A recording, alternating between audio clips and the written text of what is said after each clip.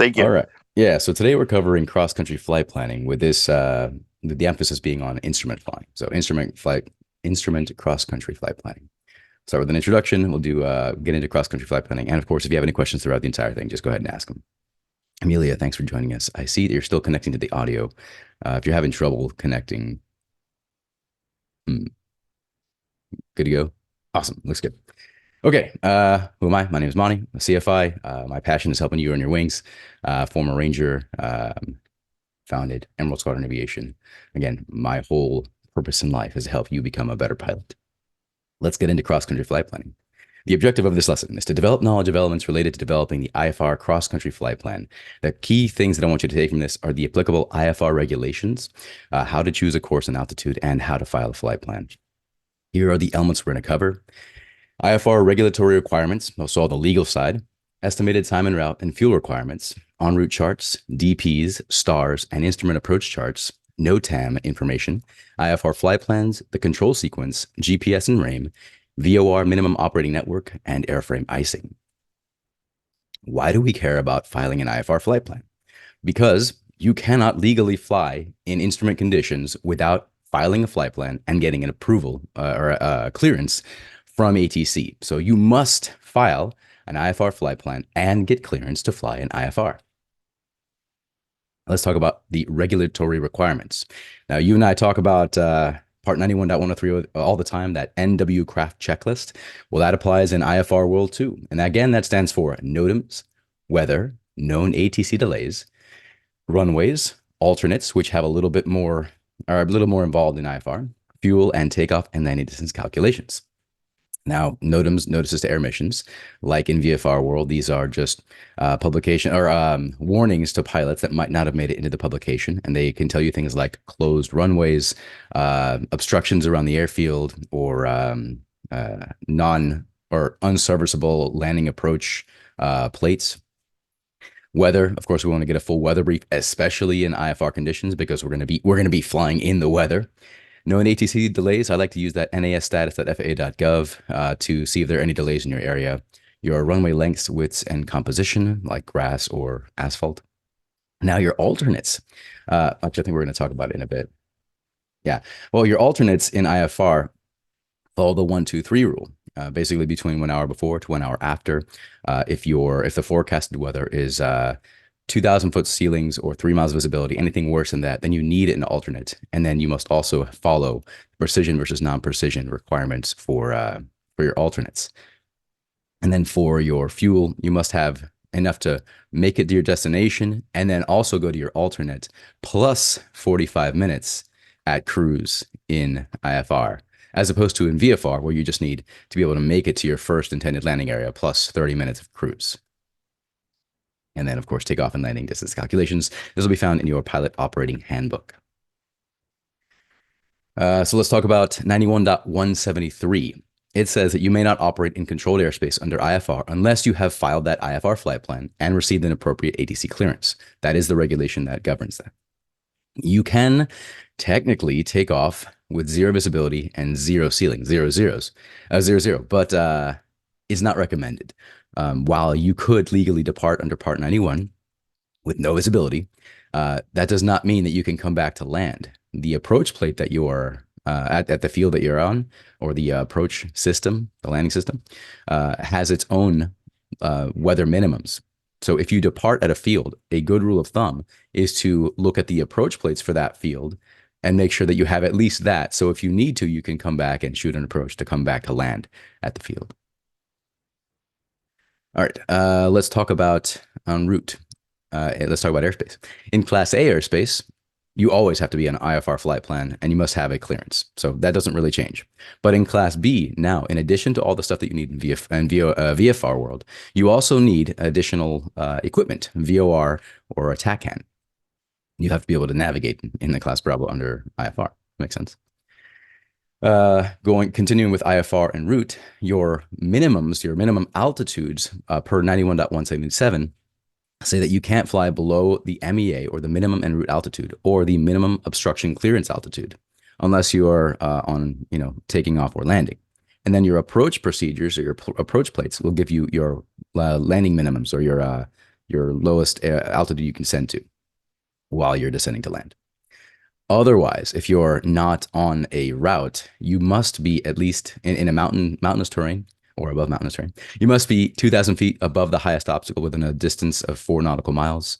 And if you're in a non-mountainous area, 1,000 feet above the highest obstacle within 4 nautical miles.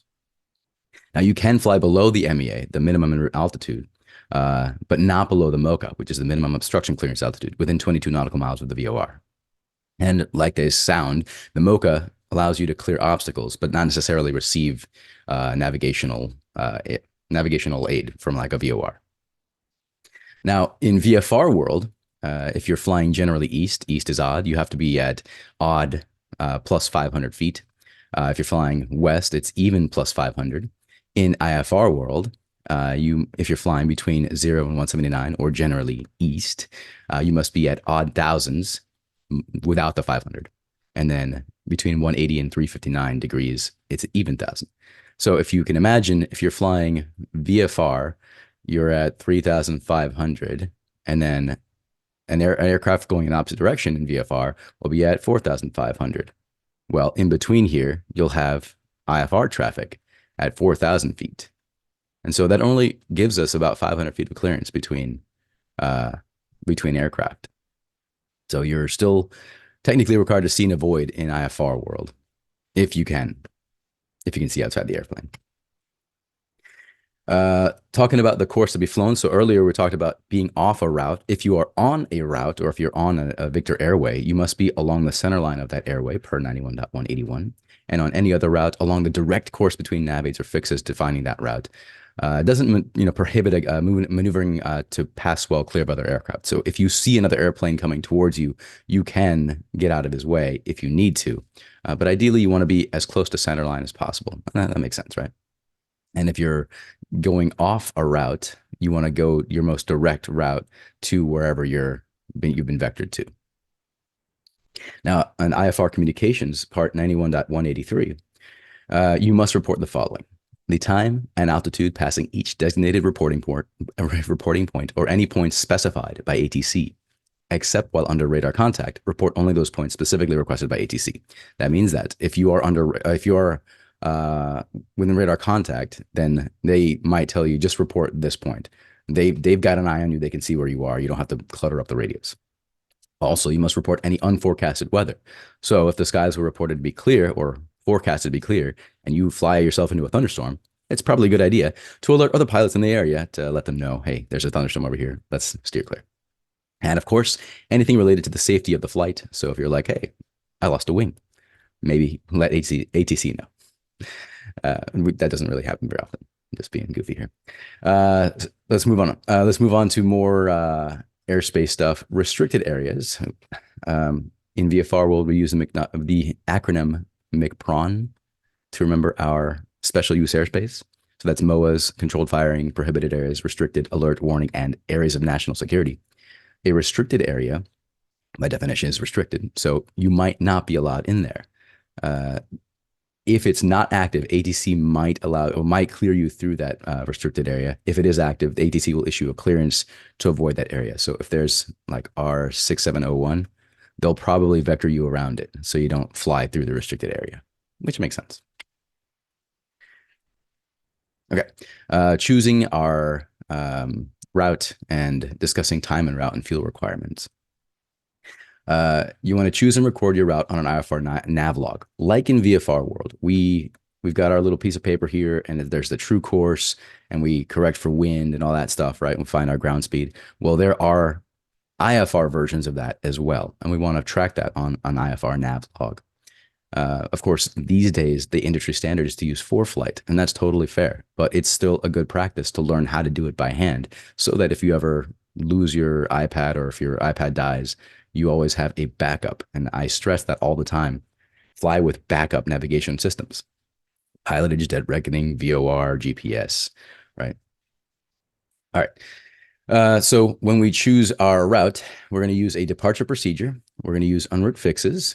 We're going to look up preferred routing in the chart supplement. Basically, it's like if you're flying from Payne down to Portland, I think it's PDX. Well, you've got SeaTac right here in the middle. Do they really want you flying straight over SeaTac? Probably not. Preferred routing is ATC saying, hey, we'd rather you fly this route to get to this destination. And it's a really handy because you can just select the preferred route and then you know that ATC is going to clear you for it. For example, they might tell you to go to RP to Victor 287 down to Battleground and then to Portland. And again, that's in the chart supplement. So go study the preferred routing and select a course or select a route that ATC is going to be happy with. STARS, instrument approach procedures, and IIFs, initial approach fixes. STARS are standard terminal arrival routes. You want to list any defining nav fixes and waypoints for each flight and record the magnetic course and distance, just like we would in VFR. Choosing your altitude or flight level, first of all, consider the minimum IFR altitude. Make sure you're at least getting up there. Also consider your airplane performance. Are you going to be able to make it up to that altitude? Consider the weather. Where's the freezing level? And am I going to be in the clouds? Really don't want to develop icing when I can't see outside. How long you're going to be flying, and whether or not you need supplemental oxygen. Now let's talk about the how things will go in IFR. This is kind of like the flow. First of all, on the ground, let's talk about VFR. On the ground, you've got your airport diagram. That's your map for getting around on the airfield. You pretty much get cleared to depart. And everything at this point is visual. You depart, and then you can use your chart to fly around, and then you come back, and you know the standard pattern entry is on the 45 to the downwind leg and make left pattern, right? It's all pretty standard. Well, in IFR, you don't really have the ability to look outside. So we have a chart or a map for every phase of your flight. And so we start with the airport diagram, like we do in VFR. We navigate on the field, we write down our clearances, and we understand them when we get to the runway. Then we pull up our departure plate, or our departure. And this right here is the method to depart, to fly out of the field. And we start here, we read at the top, the Payne 6 departure, and it is at Payne Field. Is it valid? In this case, no. I made this presentation a while ago. This is valid for November 2023. So this plate, this departure procedure would not be appropriate to use. We want to get the updated version, and they update every 56 days. So we just love murdering trees in aviation. So Payne Field, Payne 6 departure, date, and then we're going to look at our radio frequencies. This is the route. This one's pretty straightforward. You either fly straight out for runway 34 right or 34 left, or 16 right, 16 left. And these are the headings that you're going to fly. Here are your takeoff minimums. They are standard. Any notes? In this case, you need you must have radar. ATC may assign initial heading to be flown and vector departures in all quadrants within 10 miles of the Seattle Payne Field International Airport, provided no altitude restrictions imposed prior to reaching the MVA. And then here's your route description. This is the like how you would depart. This is visual, and this is written out for you. And it's pretty straightforward. Climb on a heading of 164, or is assigned for radar vectors to join assigned route. Maintain assigned altitude. Expect filed altitude flight level 5 minutes after departure. And here, this part is super important.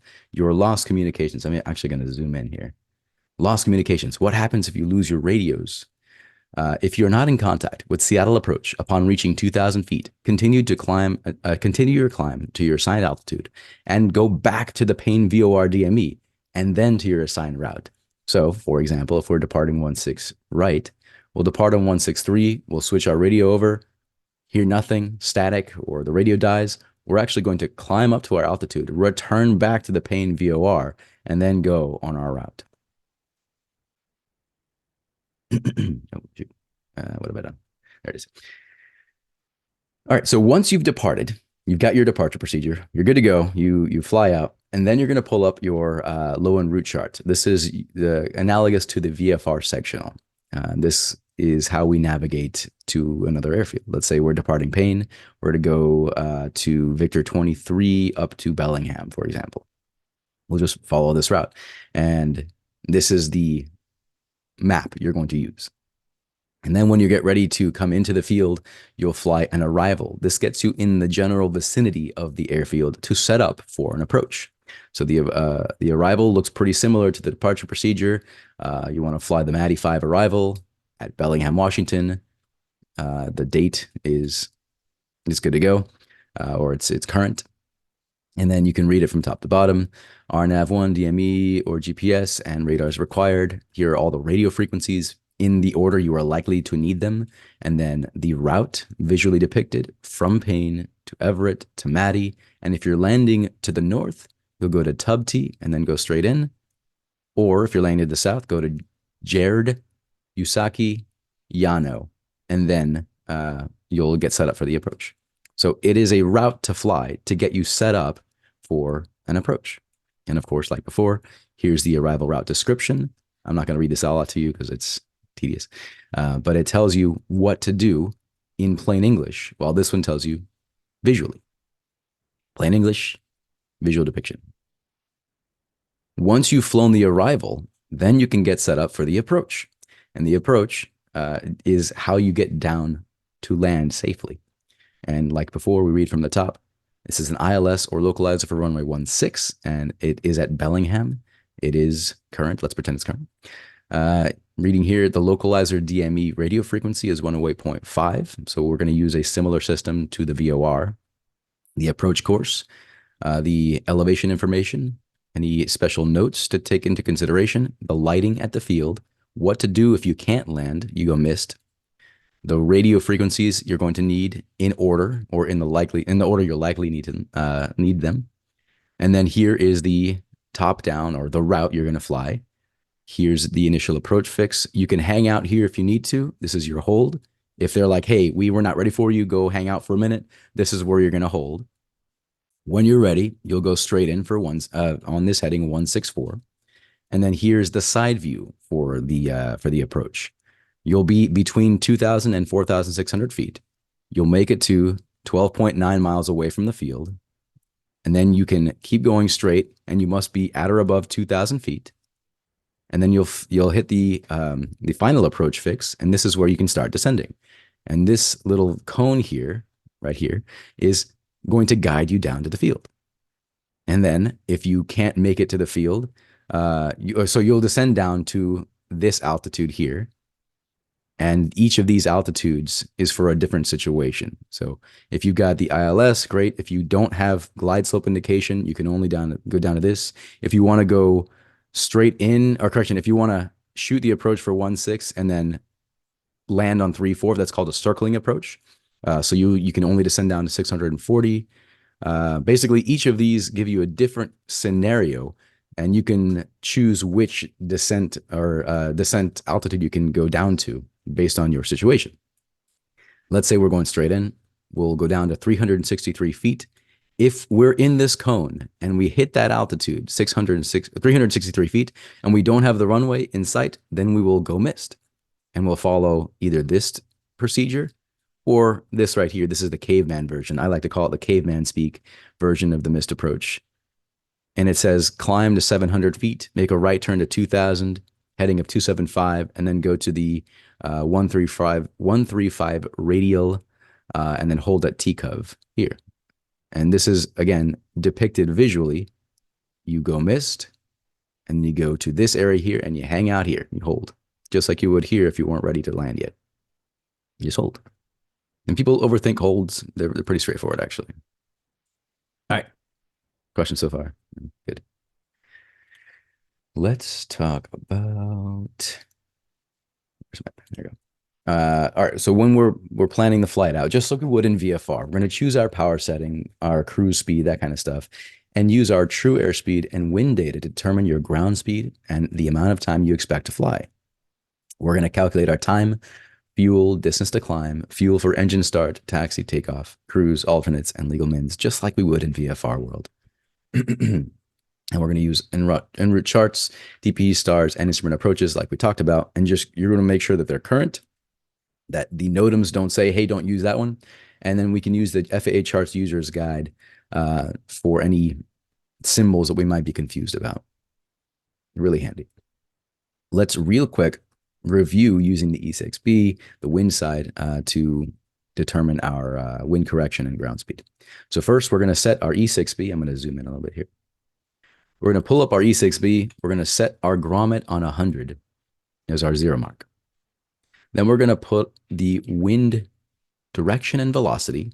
So first we're going to turn to a heading to the wind heading, in this case 190, and the wind is 15 knots. So we'll make a pencil mark 15 lines up from 100. So if this is 100, we'll count 115. And then we'll turn to the course we want to fly. So we want to fly 160. So we'll turn that onto the top here, and we'll put our pencil mark on the airspeed that we want to fly. Let's say we want to fly at 110 knots. So we'll slide the pencil mark down to 110. And so now we can read our ground speed. We will be flying at a ground speed of 97 knots, and our wind correction will be 4 degrees to the right. If you imagine we're here in the center. If you imagine, where's my pen? There we go. If we imagine we're the little airplane here in the center, the wind is pushing us back. So what we do is we make our wind vector here and we rotate it so we can fly our heading. The wind is pushing us back and to the left. And so our airspeed will be 110 knots, but our ground speed will only be 97.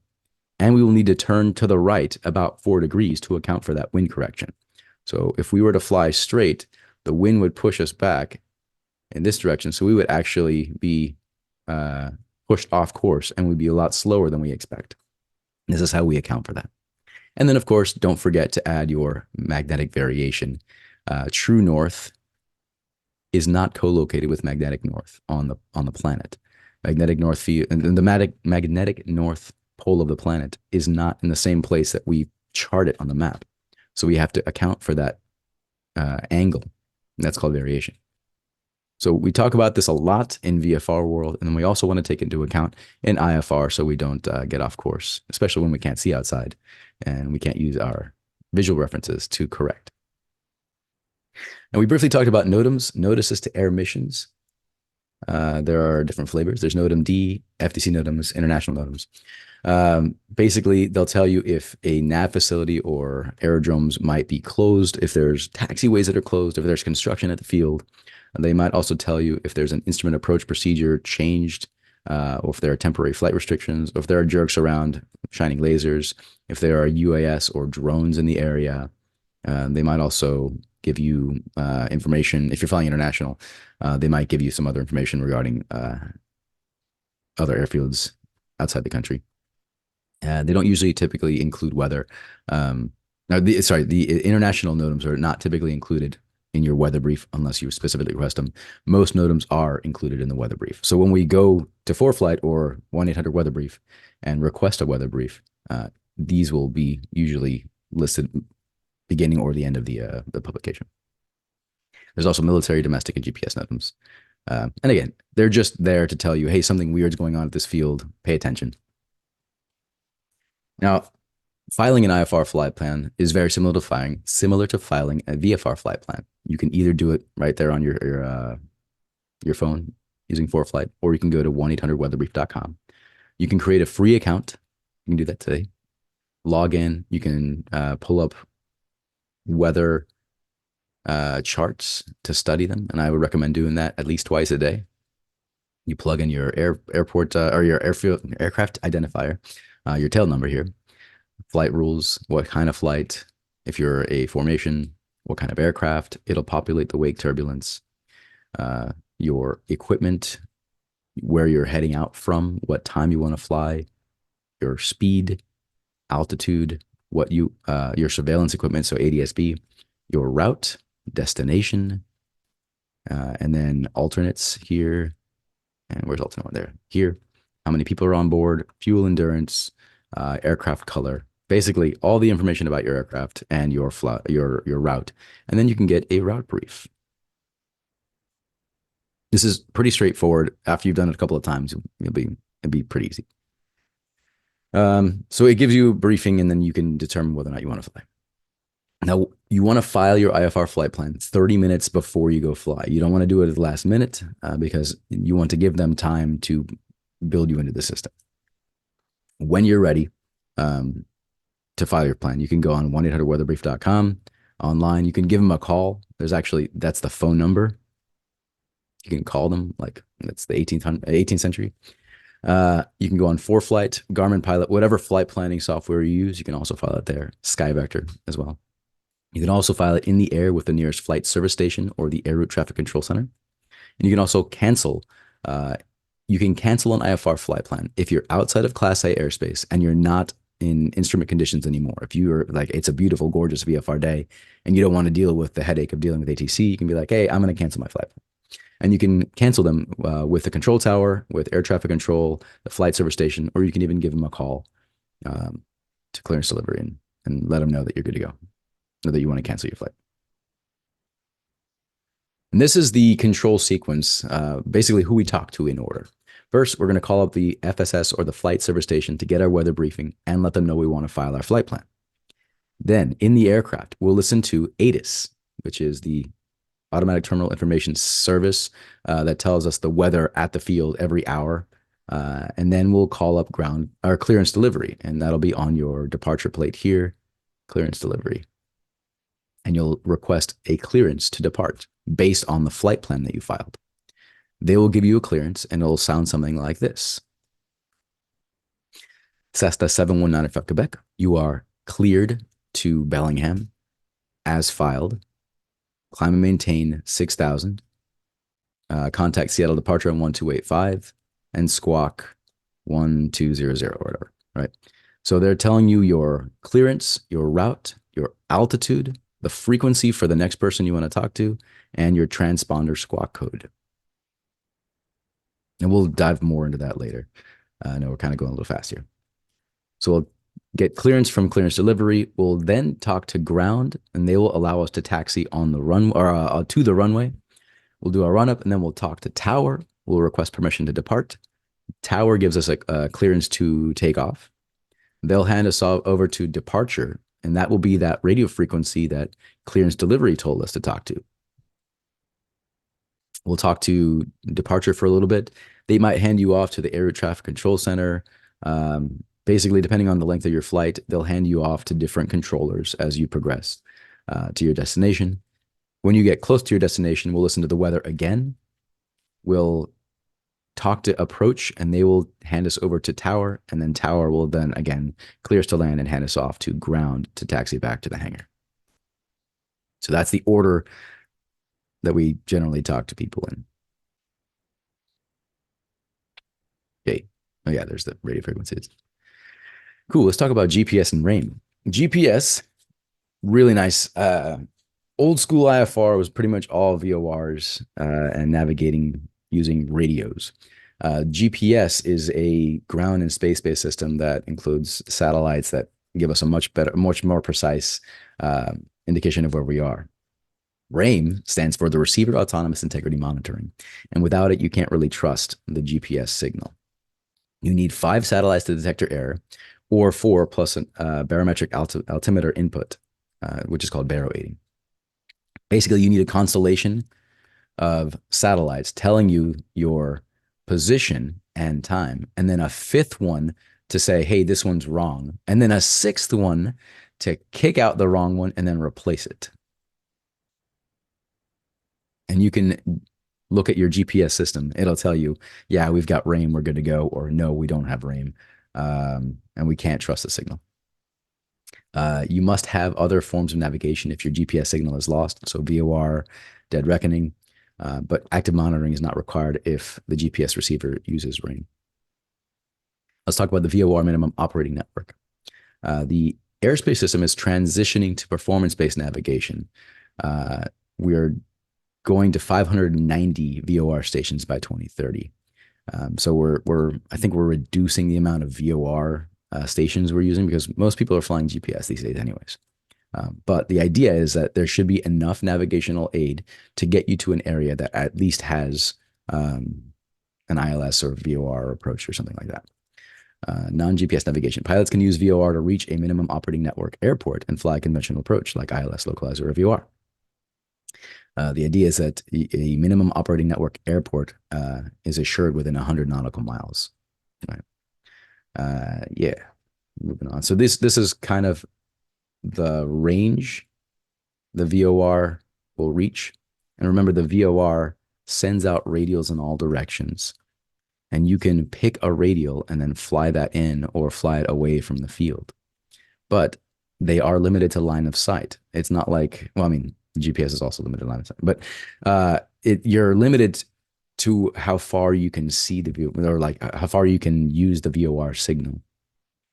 And the legacy VORs look like this. They go up to 12,000 feet here. The low ones have a range of 40 nautical miles, and the high ones have this kind of like cone of useful distance. At higher altitude, you have a little bit more distance you can fly, out to 130 nautical miles, and then up above, 100 nautical miles. Now, the new ones, you've got these two here, and you can kind of see the distance and altitude that you can use the VOR station. Right. And then the new DME service volumes, again, DME is the distance measuring equipment that gives you your distance from the station. So the VOR typically sends out these radials that give you a direction, but then the DME, the distance measuring equipment, also tells you how far you are. And so you know exactly where you are on the chart. Yeah. Now let's talk about airframe icing. Why is icing bad? It reduces our lift and increases our drag. It's really, really bad for us. We don't want to develop ice on the aircraft. And recognition is key. We want to recognize structural icing early and get out of those conditions. Remember that the two ingredients are freezing temperatures and visible moisture. And like I said, adverse effects are reduced thrust and lift, increased weight and drag, increasing our stall speed. And the idea is to descend, get out of the icing conditions. Typically, the lower you go in altitude, the warmer the air is going to be. So descend, or you can, if you encounter icing and you knew that it was warmer before behind you, or there wasn't clouds behind you, you can turn around and fly somewhere else. Icing's bad. Don't fly into structural icing. Don't fly into known icing. Okay, so key things to take from this. You must be on an IFR flight plan to operate in controlled airspace in instrument conditions. It is safe and smart to plan appropriately. VRs are cool, and ice is bad. What are your questions? Thanks for hanging out with me, guys. I really appreciate it. I have a question. Send it. I think it just got so the 500 separation below clouds for VFR. Yeah. So if you're flying along at 3,500 and you have clouds at 4,000 feet, and that would be an IFR altitude, that 500 separation is intended to be so that you could never encroach on that 500 separation. Yeah. The 500 cloud separation is intended so that you could never encroach on the 500 separation between the planes. Is that Yeah, a good I way of imagine. thinking of it? Yeah, that is a good way to think of it. Yeah, and you can also develop your own personal safety minimums and increase that distance so you're not even getting close. And why is it 1,000 above then? Is that because of the climb of an IFR airplane on climb popping out of the clouds above? That's a good question. I don't know. I honestly don't know the reasoning behind it. I just know that 1,000 feet above is illegal. By the way, what he's referring to is the 3-152 rule. 1,000 above, 500 below, and 2,000 feet of horizontal separation. So in most cases, VFR aircraft must remain 500 feet below, 1,000 feet above, or 2,000 feet of horizontal separation from clouds, and you must have 3 miles visibility. And yeah, you're right. The idea is to avoid bumping into IFR traffic that might be in the clouds. And I don't know why 1,000 feet above versus 500 feet below. I honestly don't know the logic behind it. It's a good question. It seems like it's because of an airplane on an IFR flight plan on a climb pops out of the clouds, you'd have time to respond. I was just kind of thinking about like my personal minimum and kind of thinking about what the rule is. And it kind of hit me when you showed that depiction of that separation of that IFR in between the VFR. So thank you. Mm-hmm. Yeah, totally. Mm-hmm. Well, if you guys don't have any other questions, thanks for hanging out with me. I've been thinking, would you guys prefer if we did more of like a study group thing than me just talking for 30 minutes? I mean, I'll talk all day long about airplanes, but would it be better if it was like, hey, let's study this, or I have a question about that? What do you think, Brent? Any thoughts? I really feel like that anytime that I can study against somebody's knowledge, that I'm going to learn more. Yeah. I like this because it gives me a chance to digest a topic, and then of course when you're done, I go do some research and plan, think about what you said, and so it really sets in well with me. Hmm. But I feel like if I could study like weather minimums, if somebody that needed to know the weather minimums said, "Hey, what are the weather minimums for this?" and then I study against it, I feel like that's super effective for everybody. And then you switch or whatever, however you want to structure it. But I love study group. I think Cool. you learn a lot.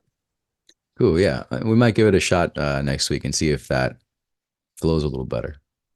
I'll see. Amelia, if you have any opinions, I'd love to hear. Or any questions. No, that would be fine. That would work with me. It'd be Cool. very helpful. Do you mind if I ask, are you flying yet or are you just doing ground? I have my private. Oh, awesome. Yeah, Cool. Yeah. Oh, right. I think you said that in your communications. So are you working on your instrument right now? trying to. Just working on Cool. ground instrument right now. Not I don't really have the opportunity to fly currently, but hopefully. Cool. Is there any way I could, make this better for you? Uh, Um, More interactive, maybe? Nothing specifically comes to mind. Okay. Well, if there is something, I would love to hear it and I'd be happy to incorporate it. Thank you so much. Yeah. Thanks for hanging out.